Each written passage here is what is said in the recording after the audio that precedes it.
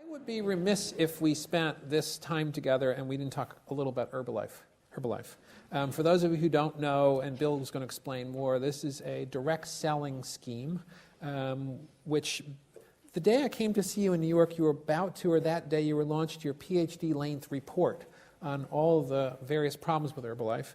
You then had a substantial short position for those of you who don't know finance. So that's basically setting a position such that you benefit if the stock goes down. A very public and nasty battle with Carl Icahn. And then the last few days, I see restructuring your position from shorts into put options. Forget about that, for those of you who don't worry about finance. And one element of this deal, which was extraordinarily novel, I mean, the whole thing was novel, was your announcement that you would donate your profits from the trade to charity. Can you explain what's going on at Herbalife? And in particular, maybe focus on that last piece, which will be a bridge to some things on philanthropy.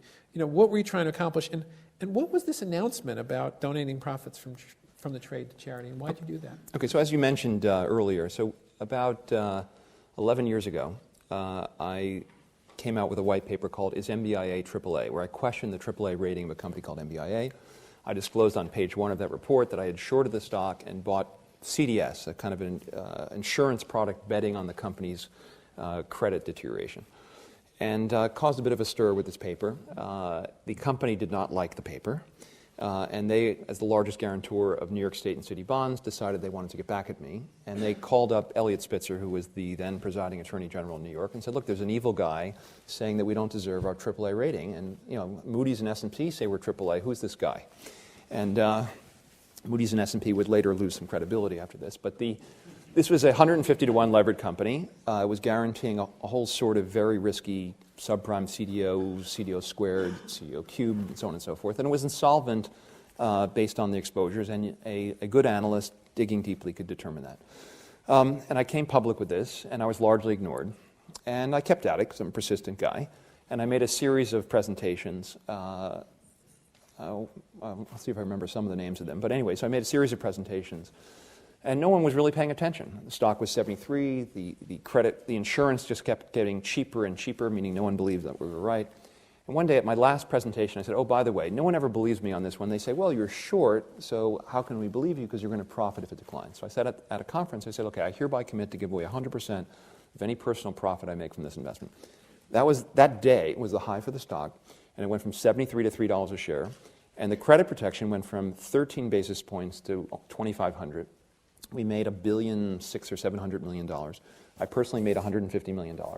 And the $150 million seeded was really maybe the second or third grant, but the big grant that created the Pershing Square Foundation. So the Oxford program is an indirect beneficiary of the failure of MBIA.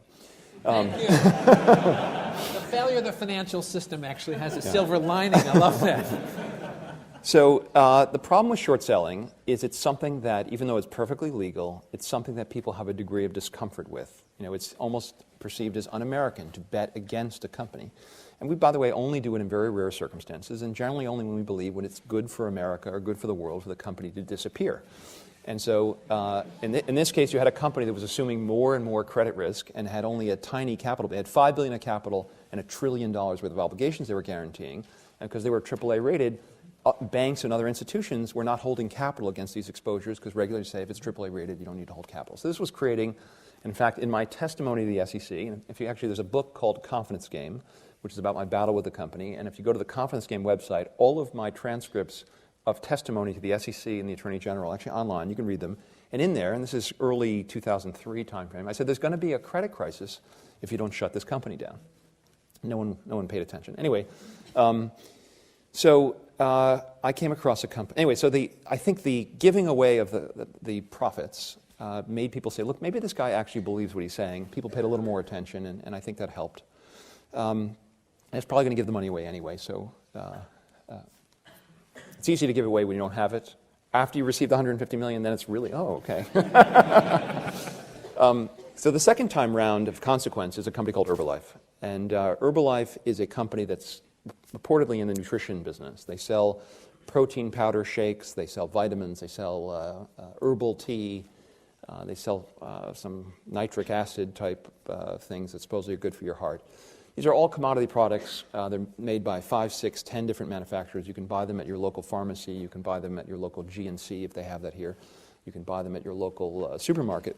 But the price you pay at your supermarket is about a quarter to a third of the price you pay for the Herbalife product. So who in their right mind would buy this overpriced stuff? The Herbalife's #1 product is called Formula One. No one's ever heard of Formula One other than the race.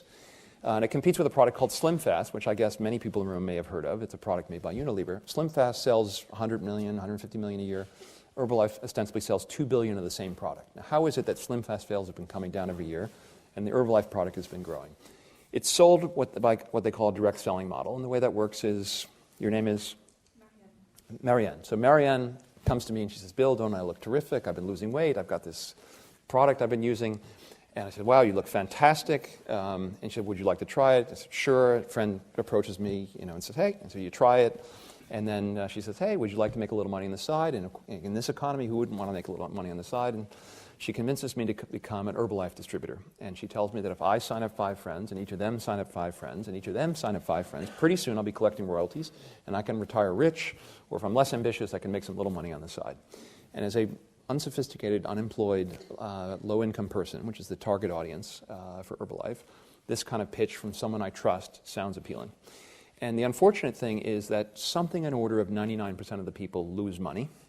There are about 50 that make 5 or 10 million a year. There are about 1,000 that make a few $100,000 a year. And the other 3.6 million lose, anywhere between $300 and $3, $8, $10, $20, $30,000.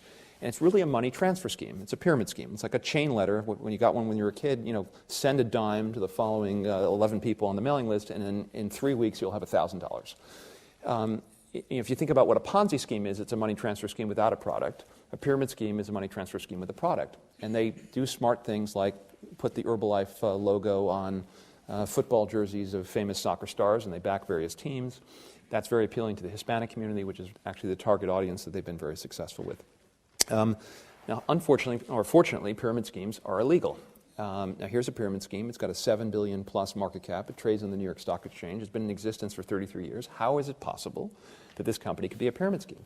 The answer is, it is. And in fact, they've used their tenure as a public company and the New York Stock Exchange listing and the imprimatur of a Nobel laureate they paid $15 million to serve as representative of the company, and lax regulatory regime in the U.S. to allow this pyramid scheme to grow to an enormous size. And the problem with pyramid schemes is they run out of victims and they inevitably collapse. And I can actually prove to the audience very quickly that this is a pyramid scheme. And I'll do that by asking you a question. So Herbalife entered the UK in 1983, 30 years ago. Okay?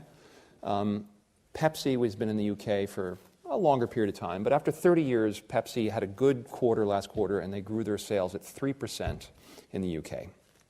What do you think Herbalife grew their sales last quarter in the UK at? Let's have a guess in the audience. Raise your hand. It's no risk of being wrong. Yes? 1%. Okay. Someone else? 140%. That's interesting. Okay. 20? 30%. The answer is sales grew 92% last quarter. And how is it possible that, maybe people are getting fat at an incredible rate here. But absent that, the reason why it grew very quickly is they found a new immigrant population to go after.